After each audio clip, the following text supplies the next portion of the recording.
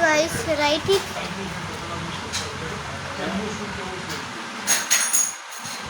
જે અમે આદિવાસી લોકો ઢોરને પણ નહીં ખવડાવે એવું અનાજ જોવા મળ્યું જેથી તે અનાજ ઉથળીમાં ભરી અને પ્રાણ કચેરી લઈ ગયા અને રજૂઆત કરી કે જેમણે પણ અનાજ મોકલ્યું છે એમને તાત્કાલિક કાર્યવાહી કરી સસ્પેન્ડ કરવામાં આવે કે મને લાગે છે તપાસના નામે ફક્ત મિલી જ આવશે જો કાયદેસર કાર્યવાહી ન કરવામાં આવે આગામી દિવસમાં મામલતદાર કચેરી ભરાવવું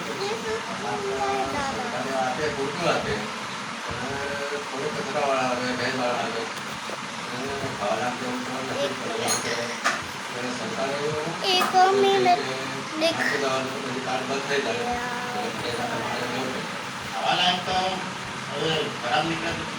कीप हाई आप कीप स्टोरी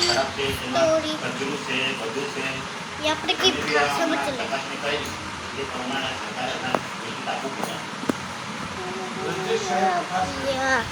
આગળ વાળી હતી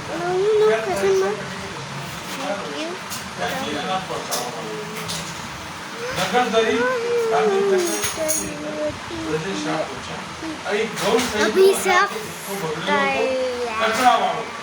જ્યારે આ અંગે સંચાલકોને પૂછવામાં આવે તો તેમને સ્વીકાર્યું કે અનાજનો જથ્થો કાંકરાવાળો હતો, સડેલો હતો અને એ જથ્થો ડેપોમાંથી મોકલવામાં આવ્યો. આવો સાંભળી લઈએ એરપ્રાઇઝ શોપના સંચાલકો શું કહે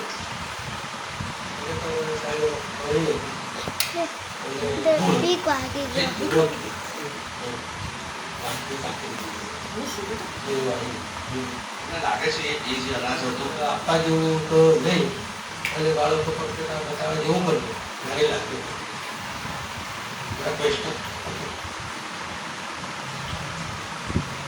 રાજેશ શાહ અને અમારી ટીમ ધરમપુરના પુરવઠા વિભાગને બોલાવ્યા. અનાજની બોરીઓ ખોલી જોઈ તો કચરો અને ધજરા પણ જોવા મળ્યો. ડેપો સંચાલક એવું પટેલનું શું કહેવું છે એ સાંભળ્યું. દુકાનદારને આપણે જે તે સમયે આપણે ICDS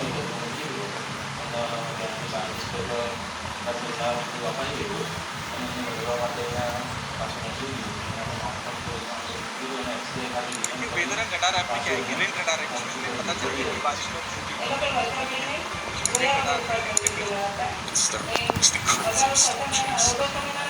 oh my god right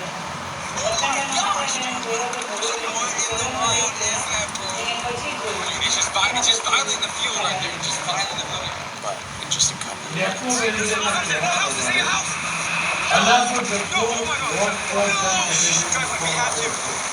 તો અનાજમાં બધા કાંકરા આવે કોણ માણસોને સડેલું અનાજ પકડાવે? આંગણવાડીમાં અનાજ ઇન્ટિગ્રેટેડ ચાર ડેવલપમેન્ટ એટલે કે આઈસીડીએસ વિભાગ જે હોય છે તેના થકી પહોંચાડવામાં આવે. આ અનાજ પહોંચાડવાને સિસ્ટમ પ્રમાણે બાળકોને